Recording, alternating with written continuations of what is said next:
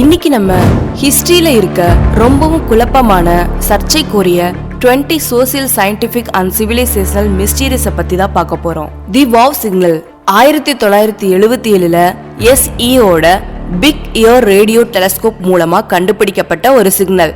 Wow signal அப்படின்றது ஆராய்ச்சியாளரோட பெயரிடப்பட்ட 72 வினாடிகள் வரைக்கும் நீடிக்கிற ஒரு விவரிக்கப்படாத ரேடியோ சிக்னல். கையால எழுதப்பட்ட எக்ஸ்கிளமேஷன் சிக்னலோட தோற்றம் ஒரு மிஸ்ட்ரியாவே இருக்கு. இதோட அதிர்வெண்ணும் தீவிரமும் கோட்பாட்டளவுல சாத்தியமான வேற்று கிரக தோற்றத்தோட ஒத்து போகுது. ஆனா சப்சிக்வெண்ட் சர்ச்சஸ் ரெக்யூரன்ஸை டிடெக்ட் பண்றதுல ஃபெயில் ஆகுது. நேஷனல் பினோமினன் ஆர் பாசிங் சேட்டலைட் உள்பட பல ஹைபாசிசஸ் முன்மொழியப்பட்டு இருந்தாலும் வாவ் சிக்னலை முழுசா எக்ஸ்பிளைன் பண்றதுக்கு இன்னும் யாராலையும் முடியல. பல தசாப்தங்களுக்கு அப்புறமும் இதோட தோற்றமும் இயல்பும் விஞ்ஞானிகளை தொடர்ந்து வியப்புக்குள்ளாக்குது. அறிவார்ந்த வேற்று கிரக நாகரிகங்களோட சாத்தியமான தொடர்பு பத்தின ஊகங்களை தூண்டுது. தி ஆன்டிகீத்ரா மெக்கானிசம் 1901ல கிரேக்க தீவான ஆன்டிகீத்ரா பக்கத்துல ஒரு கப்பல் விபத்திலிருந்து கண்டுபிடிக்கப்பட்ட இந்த ஒற்றை பொருளின் விளைவா தொழில்நுட்பத்தோட வரலாற்றை நம்ம முழுமையா மறுபரிசீலனை செய்ய வேண்டியதா இருக்கு. ஆன்டிகீத்ரா மெக்கானிசம் கிமு 100ஆம் ஆண்டுக்கு முந்தைய ஒரு பண்டைய கிரேக்க சாதனம். இது சிக்கலான முறையில அசம்பிள் ஆயிருந்தா கியர்ஸ் அண்ட் டயல்ஸையும் வச்சிருக்கலாம். அந்த காலத்திலேயே இருந்த இந்த தொழில்நுட்பம் இப்ப வரைக்கும் வியக்கத்தக்க ஒன்னா இருக்கு. இந்த ஆன்டிகிராஃப்ட் ஒரு அஸ்ட்ரோனாமிக்கல் கேலண்டராவோ இல்லைனா சிக்கலான வானியல் சுழற்சிகளை காட்டுற மெக்கானிக்கல் கால்குலேட்டராவோ இருக்கலாம் அப்படின்னு நம்பப்படுது. இதோட நுட்பம் பண்டைய கிரேக்க தொழில்நுட்ப திறன்களோட பாரம்பரிய கருத்துக்களுக்கு சவால் விடுது. இதோட நோக்கமான கட்டுமானமும் படைப்பாளர்களோட துல்லியமான அடையாளமும் ஒரு அறிவார்ந்த விவாதத்திற்குரிய தலைப்பாவே இருக்கு. தி நாஸ்கா லைன்ஸ் பேர்ல இருக்க இந்த பாலைவனத்துல நாஸ்காவால பொறிக்கப்பட்ட இந்த மேசிவ் ஜாக்லிப்ஸ் கிமு 500ல இருந்து கிபி 500 வரையிலான தொல்பொருளியல் கண்டுபிடிப்புகள்ல ஒண்ணு. இது விலங்குகள், தாவரங்கள் மற்றும் வடிவியல் வடிவங்கள்ல சித்தரிக்கிற நூற்றுக்கணக்கான சதுர மைல்களுக்கு மேல நீண்டு இருக்கும். சில நிபுணர்கள் இது இன்னும் நூற்றுக்கணக்கான சதுர மைல்களுக்கும் மேல நீண்டு இருக்கலாம்னு நம்புறாங்க. இன்னும் சில நிபுணர்கள் சடங்கு இல்லைன்னா வானியல் முக்கியத்துவத்தை சஜஸ்ட் பண்றாங்க. இது மூலமா வேற்று கிரக தொடர்புகள் எப்படி இருக்கும் அப்படின்ற யோசனையும் வருது. இதை பத்தின விரிவான ஆராய்ச்சி இருந்தப்பையும் ஏர்ல இருந்து மட்டுமே தெரியுற இந்த வடிவமைப்போட துல்லியமும் அளவும் நம்மள வியக்க வைக்குது. நாஸ்கா லைன்ஸ்க்கு பின்னாடி இருக்க உண்மையான நோக்கம் ஒரு பண்டைய நாகரிகத்தோட ரகசியங்கள்ல மறைக்கப்பட்டிருக்கு. தி டிஸ்அப்பியரன்ஸ் ஆஃப் ஃபிளைட் MH370 239 பேசஞ்சர்ஸோட போன போயிங் 777 இருந்த தடயமே தெரியாம காணாம போயிருக்கு. 2014 மார்ச் 8 அன்னைக்கு குவாலாலம்பர்ல இருந்து பெய்ஜிங்கை நோக்கி போன மலேசியா ஏர்லைன்ஸ் ஏர் டிராபிக் கண்ட்ரோல் கூட கான்டாக்ட் திடீர்னு லாஸ் ஆகி ரேடர் ஸ்கிரீன்ல இருந்து மறைஞ்சும் போயிருக்கு. இதுக்கு பிளைட் காணாம போன இடத்துல இருந்த சுற்றுப்புற சூழ்நிலை, தகவல் தொடர்பு துண்டிப்பால நடந்த வழிமாற்றம், இயந்திர கோளாறு, சதி செயல் அப்படின்னு பல காரணங்கள் சொல்லப்படுது. பிளைட் காணாம போனதுக்கான உறுதியான ஆதாரம் இல்லாததால இப்படி பல காரணங்கள் உருவாகிட்டே இருந்திருக்கு. தி டுங்கஸ்கா ஈவென்ட் ஜூன் 30, 1908 சைபீரியால ஒரு பெரிய பிளாஸ்ட் நடந்திருக்கு. 10ல இருந்து 50 மெகாடன் TNTக்கு சமமா ஒரு பெரிய வெடிப்பு 830 சதுர மைல்களுக்கு மேல 80 மில்லியன் மரங்களை தரமட்டமாக்குச்சு.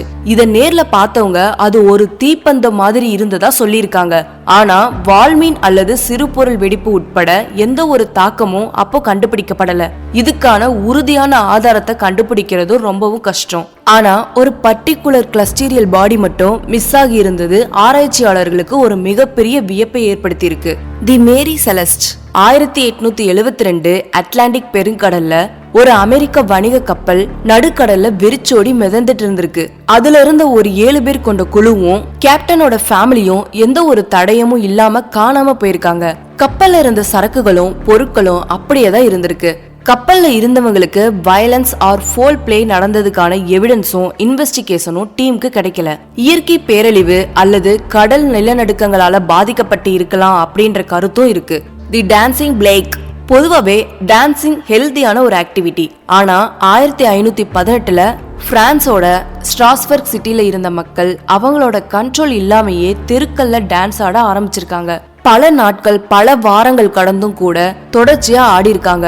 இது வேகமா பரவி கடைசியில சுமார் 400 பேரை பாதிச்சிருக்கு.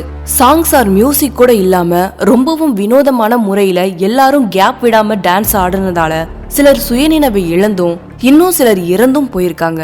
தி lost of city of Atlantis.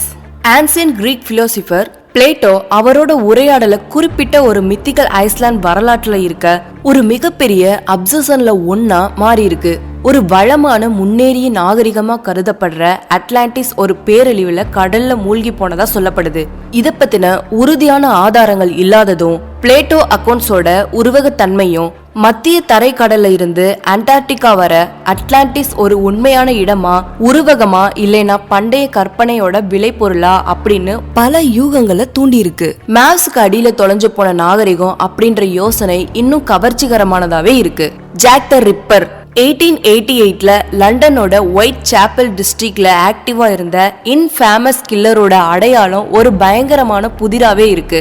கடந்த 1.5 நூற்றாண்டு காலமா ரொம்பவும் அருவருப்பான ஈர்ப்ப தூண்டின கொடூரமான பாதையில வாழ்ந்துட்டு வர அந்த கொள்ளைக்காரன் குறைஞ்சது 5 பொண்ணுங்களையாவது கொண்டு இருப்பான். இந்த கொலையாளி பத்தின சில ஊகங்கள் தான் இருக்கே தவிர அவனோட சரியான அடையாளம் வெளியே வரல. இவனோட குற்றங்கள் பத்தின சரியான ஆதாரங்கள் இல்லாததும் மீடியாவுக்கு கிடைச்ச அவதூறான கடிதங்களும் இந்த வழக்கை இன்வெஸ்டிகேட் பண்ண இன்வெஸ்டிகேட்டர்ஸ்க்கு மிகப்பெரிய சவாலா இருந்திருக்கு. ஸ்டோன்ஹெஞ்ச் இந்த நினைவு சின்னம் பண்டைய பொறியியல் கூட ஒரு அற்புதம். இது இங்கிலாந்துல சேல்ஸ்புரி பிளேன்ல இருக்க ஒரு வரலாற்றுக்கு முந்தைய நினைவு சின்னம். கிமு 3000ல கட்டப்பட்ட இந்த ஸ்டோனேஜ் அப்படின்றது ஒரு பல நூற்றாண்டுகளா ஆராய்ச்சியாளர்களை குழப்பத்துல மூழ்கடிச்ச ஒரு சின்னம். வட்ட வடிவத்துல நிக்கிற இந்த கற்களோட அமைப்பு வானியல் முக்கியத்துவத்தை குறிக்குது.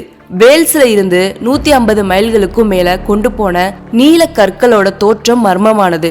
ஸ்டோன்ஹெஞ்சோட ஸ்பிரிச்சுவல் அண்ட் ரிச்சுவலிஸ்டிக் அஸ்பெக்ட்ஸ் அதோட அழக அதிகரிக்குது. வாய்னிச் மேனுஸ்கிரிப்ட் 15ஆம் நூற்றாண்டுல உருவான இந்த மேனுஸ்கிரிப்ட் உலகத்தோட மிகப்பெரிய மொழியியல் மற்றும் வரலாற்று புதிர்களை ஒன்னா நிக்குது. வாய்னிச் மேனுஸ்கிரிப்ட் அப்படின்றது சுலபமா நம்மளால புரிஞ்சுக்க முடியாத உரை மற்றும் வினோதமான விளக்க படங்களால நிரப்பப்பட்ட ஒரு புதிரான புத்தகம். மொழியியலாளர்களும் குறியியக்கவியலாளர்களும் பல நூற்றாண்டுகளா இதை ஆய்வு செஞ்சும் இதோட குறியீடு உடைக்கப்படாமலே தான் இருக்கு. இந்த புத்தகத்தோட தோற்றமும் பொருளும் இன்னும் தெரிய வரல. இதுல அடையாளம் தெரியாத தாவரங்களும் வான வரைபடங்களும் மனிதன் உருவத்துல இருக்க விசித்திரமான உருவங்களும் இருக்கு. பிளேக் டெத் இது வரலாற்றுல ரொம்பவும் மோசமான பேரழிவுகள்ல ஒண்ணு. இது 4ஆம் நூற்றாண்டோட நடுப்பகுதியில ஐரோப்பா முழுக்க பரவிய ஒரு பேரழிவு கொடுத்த தொற்று நோய். பிளேக் நோய் அதிகப்படியான இறப்பு விகிதங்களை ஏற்படுத்தியிருக்கு. 1347 மற்றும் 1351க்கு இடையில ஐரோப்பாவோட மக்கள் தொகையில 30-60% வர அழிச்சிருக்கு. பிளேக் டெத்துக்கு காரணம் இப்போ எர்ஷீனியா பெஸ்டிஸ் பாக்டீரியம் தான் அப்படின்னு கண்டுபிடிச்சிருக்காங்க. இதோட வரலாற்று தாக்கத்தோட சில விஷயங்கள் இன்னும் சர்ச்சைக்குரிய ஒன்னாவே இருக்கு. இறப்பு விகிதத்தோட உண்மையான அளவும் இந்த தொற்று நோய் வேகமா பரவுனதுக்கான துல்லியமான வழிமுறையும் சில நபர்களுக்கு எப்படி இதுக்கு எதிரான நோய் எதிர்ப்பு சக்தி இருந்தது அப்படின்ற பல கேள்விகள் இன்னும் இருக்கு. இது மட்டும் இல்லாம ஆசியால இருந்த இந்த தொற்று எப்படி ஐரோப்பா வரைக்கும் பரவி இருந்துச்சு அப்படின்றதுக்கான டேட்டாவும் தெளிவா இல்ல. ஷ்ரவுட் ஆஃப் டூரின் பல நூற்றாண்டுகளா டோரின் கவசம் கிரகத்தோட முகப்புல மர்மமான மற்றும் சர்ச்சைக்குரிய ஆடை துண்டுகள்ல ஒன்னா மாறி இருக்கு.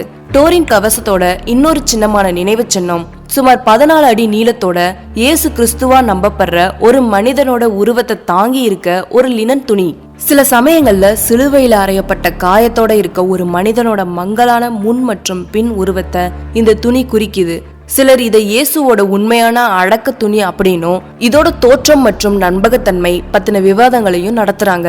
1988ல கார்பன் டேட்டிங் கவசம் உண்மையிலேயே ஒரு இடைக்கால படைப்பு அப்படின்றதுக்கான ஒரு மிகப்பெரிய நிகழ்தகவை வெளிப்படுத்தியிருக்கு.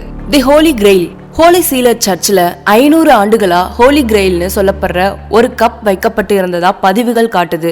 ஆனா இது 909 ADக்கு அப்புறம் வரலாற்றுல இருந்து மறைஞ்சிருக்கு. கிறிஸ்துவ புராணங்கள்ல இருக்க இந்த புகழ்பெற்ற பிரத்யேக கலைப்பொருள் பல நூறாண்டுகளா மக்களோட கற்பனையை கவர்ந்திருக்கேன்னு சொல்லலாம்.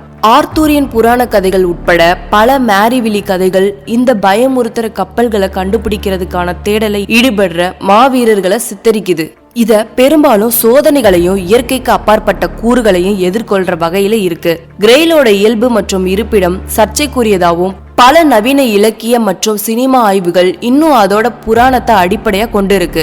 நைட்ஸ் டெம்ப்ளார் இந்த நீடித்த மர்மமான இடைக்கால கிறிஸ்துவ ராணுவ ஒழுங்கு 1119ஆம் ஆண்டு உருவானது. பூமியில கிறிஸ்துவ யாத்ரீகர்களை பாதிக்கிறதுக்காக முதல்ல உருவாக்கப்பட்ட டெம்ப்ளாருக்கு சிலுவை போர் நடந்தப்ப செஞ்சிலுவை சங்கத்தால செல்வமும் செல்வாக்கும் கிடைச்சிச்சு. டெம்ப்ளார் ஒரு அதிநவீன நிதி அமைப்பை உருவாக்கி ஆரம்ப கால வங்கியாளரை மாறினாரு. 1312ல பிரான்சோட 4ஆம் பிலிப் அரசர் கொடுத்த அழுத்தத்தால 5ஆம் போப் கிளமெண்ட் இந்த ஆணையை கலைச்சாரு. இதனால பல புனிதர்கள் கைது செய்யப்பட்டு தூக்கிலையும் போடப்பட்டிருக்காங்க. வரலாற்றோட உயரடுக்கு ராணுவ ஒழுங்கு புராணங்கள் மற்றும் சதி கோட்பாடுகளோட திடீர் மற்றும் வன்முறை முடிவை குறிக்குது. இது பெரும்பாலும் ஹோலி கிரெயிலோட இணைக்கப்படுது. தி எகிப்தியன் பிரமிட் பண்டைய எகிப்திய பிரமிட்ஸ் எப்படி கட்டப்பட்டிருக்கும், குறிப்பா கிசாவோட கிரேட் பிரமிடு எப்படி கன்ஸ்ட்ரக்ட் பண்ணாங்க அப்படின்றது இன்னும் முழுமையா பதில் தெரியாத ஒரு கேள்விதான். இது சுமார் 4500 ஆண்டுகளுக்கு முன்னாடி கட்டப்பட்டிருக்கு. இந்த பிரம்மாண்டமான கட்டமைப்புகள் ஒவ்வொன்றும் பல டன் எடை இருக்க பிரம்மாண்டமான கற்களை பயன்படுத்தி ரொம்பவும் துல்லியமா கட்டியிருக்காங்க. இவ்வளவு உயரத்துக்கு இவ்வளவு பெரிய கற்களை உயர்த்துறதுக்கு இவங்க என்ன முறைகளை பயன்படுத்தினாங்க அப்படின்றதும் ஒரு மிகப்பெரிய கேள்விக்குறிதான். இந்த அட்வான்ஸ்டு ஆர்கிடெக்சரல் அச்சீவ்மெண்ட்ஸை நினைச்சு பாக்குறப்ப அதோட ஆர்கிடெக்சரல் டெக்னிக்ஸ் பத்தின உறுதியான ஆதாரங்கள் இல்லாததால இது தொடர்பான விவாதங்கள் இன்னும் தொடர்ந்துட்டு தான் இருக்கு. பிரமிட்ஸுக்கும் கிளஸ்டியல் பாடிஸ்க்கும் இன்னும் நடுவுல இருக்க இன்ட்ரிகேட் அலைன்மெண்ட் எப்படி உருவாயிருக்கும் அப்படின்றது இன்னும் அதிசயமா தான் இருக்கு. தி பிரான்ஸ் ஏஜ் கொலாப்ஸ் கிமு 1200ஆம் ஆண்டுல ஹிட்டைட்ஸ் அண்ட் மனன்ஸ் உட்பட கிழக்கு மத்திய தரைக்கடல் முழுக்க பல மேம்பட்ட நாகரிகங்கள் திடீர்னு அழிஞ்சு போனதால ஒரு மிகப்பெரிய தாக்கத்தை ஏற்படுத்தின ஒரு வரலாற்று சரிவு இது.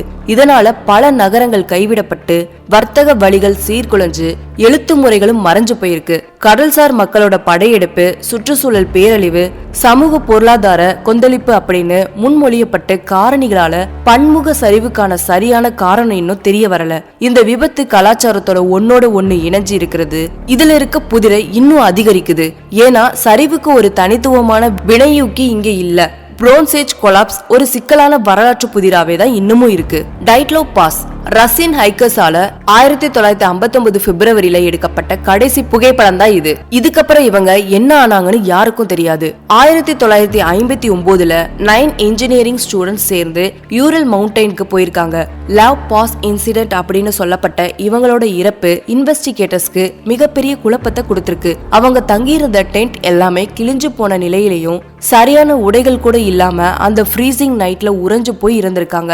இதுல 6 பேர் தாழ் வெப்பநிலையால இருந்தும் இன்னும் சில பேர் மண்டையோடு நசுங்கி போன நிலையிலையும் கண்கள் மற்றும் நாக்குகள் காணாம போய் இப்படி பல வினோதமான தடயங்களையும் அங்கிருந்து எடுத்திருக்காங்க. சோவியத் யூனியன் இன்வெஸ்டிகேஷனும் நேஷனல் போர்சஸ் மேற்கோள் காட்டி ஒரு தெளிவில்லாத அறிக்கையோட முடிச்சிருக்கு. பனி சரிவுகள்ல இருந்த வேற்றுக்கிரக கணக்கு வர பல கோட்பாடுகள் இருந்தாலும் இந்த துயரத்துக்கு என்னதான் காரணம் அப்படின்றது இன்னும் தெரியப்படல. தி பெர்முடா ட்ரையாங்கிள் மியாமில இருந்து பெர்முடா மற்றும் புயாட்டோ ரிக்கோ வர நீண்டு இருக்க இந்த தெளிவான கடல்ல எதுக்காக இவ்வளவு கப்பல்கள் பிரச்சனையில இருக்கு? வடக்கு அட்லாண்டிக் பெருங்கடல்ல மேற்கு பகுதியில இருக்க இந்த தளர்வான வரையறுக்கப்பட்ட பகுதியில அதிக அளவிலான விமானங்கள் காணாம போயிருக்கு. இது காந்த முரண்பாடுகள், வேற்றுக்கிரக நடவடிக்கைகள், நீருக்கடியில இருக்க சில முரண்பாடுகள் உட்பட பல கோட்பாடுகளுக்கு வழிவகுக்குது. பெர்முடா ட்ரையாங்கிள் பத்தி சுத்தி இருக்க கட்டுக்கதைகளை உடைக்க முயற்சி பண்றப்ப அதோட ரெப்புடேஷன் பாதிக்கப்படுமோன்ற பயமும் இருக்கு. இன்னைக்கு நம்ம பார்த்த ஹிஸ்டரிஸ்ல ரொம்பவும் சுவாரஸ்யமான மர்மமா நீங்க எதை நினைக்கிறீங்க அப்படின்றத எனக்கு கமெண்ட்ல சொல்லுங்க. உங்களுக்கு இந்த வீடியோ பிடிச்சிருந்தா லைக் பண்ணுங்க. நம்ம சேனலை மறக்காம சப்ஸ்கிரைப் பண்ணிக்கோங்க. நன்றி.